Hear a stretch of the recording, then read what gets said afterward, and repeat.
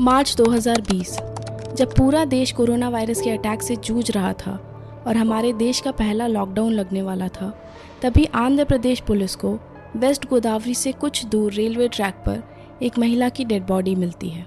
उस महिला के पास ऐसा कुछ भी नहीं था जिससे उसकी पहचान हो सके।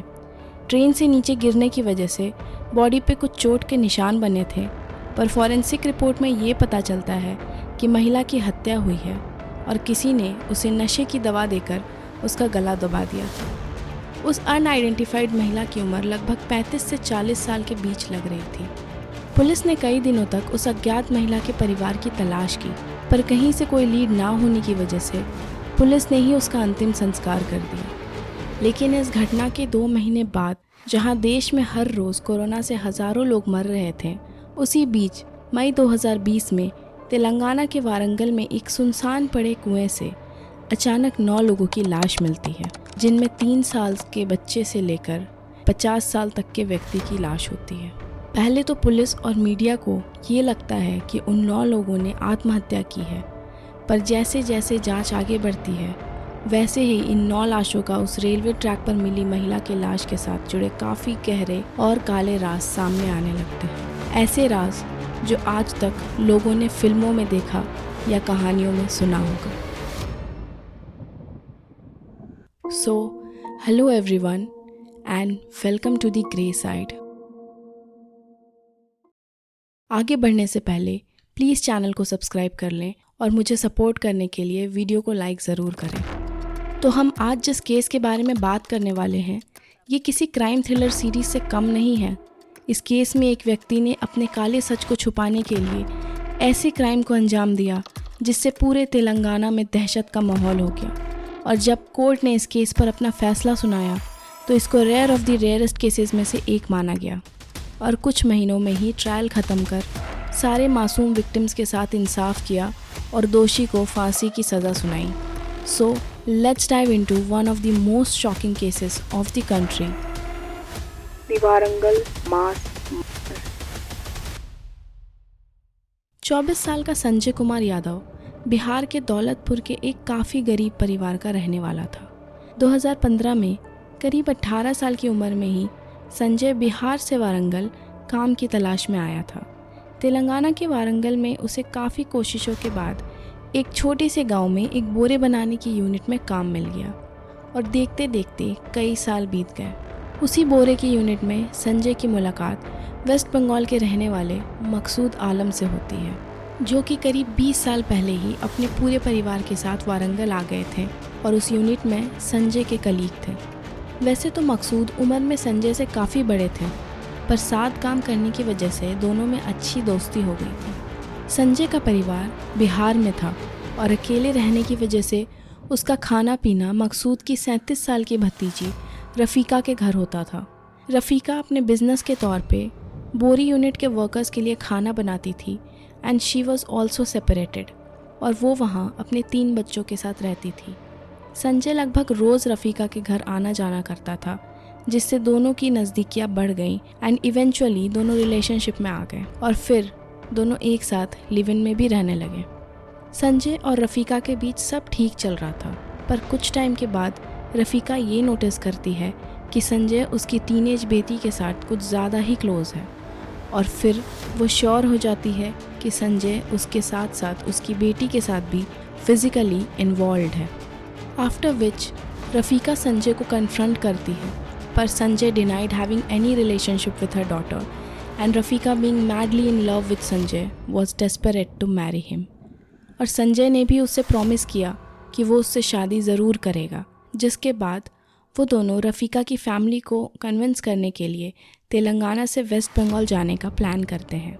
पर असलियत तो ये थी कि संजय रफ़ीका के साथ रिश्ते का दिखावा करके उसकी बेटी के साथ कर रहा था और रफ़ीका से शादी करने में उसे कोई इंटरेस्ट नहीं था। पर प्यार की पट्टी पहने रफ़ीका को ये कहाँ ही पता था कि जिस शख्स के साथ वो ज़िंदगी जीने के सपने देख रही है, उसने ही उसकी ज़िंदगी ख़त्म करने का मन बना लिया था। 6 मार्च 2020 रफ़ीका और संजय उसके अंकल यानी मकसूद आलम और उनकी फैमिली से मिलने के बाद स्टेशन से वेस्ट बंगाल के लिए एक ट्रेन में बैठकर निकल जाते हैं। ट्रेन जब आंध्र प्रदेश की वेस्ट गोदावरी पहुंचती है तो संजय रफ़ीका को छाछ पीने देता है, जिसमें उसने स्लीपिंग पिल्स डाल रखे थे। छाछ पीने के कुछ मिनट्स बाद ही जब रफ़ीका गहरी नींद में चली जाती है, तभी मौका देख लोगों की नज़रों से बचकर संजय रफ़ीका का गला दबाकर मारने के बाद उसे चलती ट्रेन से नीचे फेंक देता है। धोखा देकर रफ़ीका की हत्या करने के बाद संजय कुछ टाइम अपने गांव में ही रहता है, फिर अकेले ही वारंगल लौट जाता है। वारंगल में रहने वाले रफ़ीका के अंकल मकसूद आलम और उनकी वाइफ की कई दिनों से रफ़ीका से कोई बात नहीं हो पा रही थी, और संजय से वारंगल पहुंचने के बाद वो लोग उससे रफ़ीका के बारे में पूछताछ करते हैं, जिसको संजय ये बोलकर टाल देता है कि उनकी भतीजी कुछ टाइम गांव में ही रहना चाहती थी ताकि शादी के लिए अपनी फैमिली को मना सके, इसलिए संजय अकेले ही वापस आ गया। ये सब सुनने के बाद भी मकसूद और उनकी वाइफ को संजय पर भरोसा नहीं हो पाता है और उनका शक यकीन में तब बदल जाता है जब उनके गांव में भी उसके परिवार के पास रफ़ीका की कोई जानकारी नहीं मिलती है। संजय से रफ़ीका के गायब होने की जानकारी निकलवाने के लिए मकसूद और उनकी वाइफ संजय को पुलिस कंप्लेंट करने की धमकी देने लगते हैं, जिसके बाद संजय ने अपने हाथों 2 और खून करने का फैसला कर लिया और उन दोनों को रास्ते से हटाने के लिए और स्लीपिंग पिल्स खरीद लिए। संजय के अंदर छुपे उस राक्षस से अनजान मकसूद 20 मई 2020 को उसे अपने नाती के बर्थडे पार्टी में बुला लेते हैं। पार्टी के इनविटेशन मिलने के बाद ही संजय मकसूद और उनकी वाइफ निशा आलम को उसी रोज़ मारने का मन बना लेता है और उस 3 साल के बच्चे की बर्थडे पार्टी में स्लीपिंग पिल्स लेकर पहुंच जाता है। लेकिन पार्टी में उसे पता चलता है कि वहां मकसूद की फैमिली के साथ साथ उनके कुछ और कोवर्कर्स भी मौजूद हैं, पर संजय के सिर पर तो खून सवार था। उस सिरफिरे दरिंदे ने अपनी एक झूठ को छुपाने के लिए 9 लोगों की जान लेने का सोच लिया था, जिनमें एक 3 साल का मासूम बच्चा भी था। अब अपने प्लान को एग्जीक्यूट करने के लिए संजय ने सभी लोगों के खाने में स्लीपिंग पिल्स मिला दिए। खाने के बाद सारे लोग बेहोश हो गए और फिर मकसूद के घर से कुछ ही दूर एक बंद पड़े कुएं में एक एक कर उसने मकसूद आलम, उनकी पत्नी निशा आलम, बेटे शहबाज और सोहेल आलम, बेटी बुशरा आलम और बुशरा के 3 साल के बेटे बबलू के साथ साथ कोवर्कर्स श्री राम, श्याम और ड्राइवर शकील की अनकॉन्शियस बॉडीज़ फेंक दी और कुएं में गिरने के बाद सारे लोगों की दर्दनाक मौत हो गई। कुछ दिनों के बाद जब कुएं से बहुत तेज़ बदबू आने लगी तो आसपास के लोगों को ये लगा कि शायद कोई जानवर कुएं में गिरकर मर गया होगा, पर जिसने भी पास जाकर कुएं के अंदर का मंजर देखा, उन सब लोगों की रूहें कांप उठी। पुलिस ने आकर बॉडीज़ को रिकवर कर लिया और शुरुआती जांच में उन्हें लग रहा था कि ये एक सुसाइड है, पर ऑटोप्सी रिपोर्ट से ये पता चला कि उन सबको बेहोशी की हालत में कुएं में फेंका गया था, जिससे उनकी मौत हुई। And after this report police इस केस को होमिसाइड के तौर पे परस्यू करने लगी। ये एक ऐसा केस था जिसने पूरे देश को हिलाकर रख दिया था और लोगों को ये लगने लगा था कि उनके बीच कोई बहुत ही खतरनाक सीरियल किलर घूम रहा है और पूरे वारंगल में काफ़ी दहशत फैल गई थी। पर पुलिस जल्द से जल्द क्रिमिनल्स को पकड़ने के लिए सारे एंगल से जांच शुरू कर देती है। पुलिस सबसे पहले मकसूद से रिलेटेड लोगों से पूछताछ करती है, क्योंकि उनके अपने परिवार के 6 लोगों की हत्या हुई थी और पुलिस को ये शक था कि ये किसी पर्सनल दुश्मनी के कारण किया गया क्राइम है। और इसी सिलसिले में जांच करते करते पुलिस संजय तक पहुंच जाती है। पुलिस की इंटरोगेशन के बीच संजय काफ़ी अजीब तरीके से बिहेव कर रहा था और पुलिस को उसके फ़ोन में विक्टिम्स के कुछ ऐसे फ़ोटोग्राफ्स मिलते हैं जिनसे ये कंफर्म हो गया था that he was the murder. जिसके बाद पुलिस संजय को काफ़ी स्ट्रिक्टली इंटरोगेट करती है, after which he broke down and confess to the crime.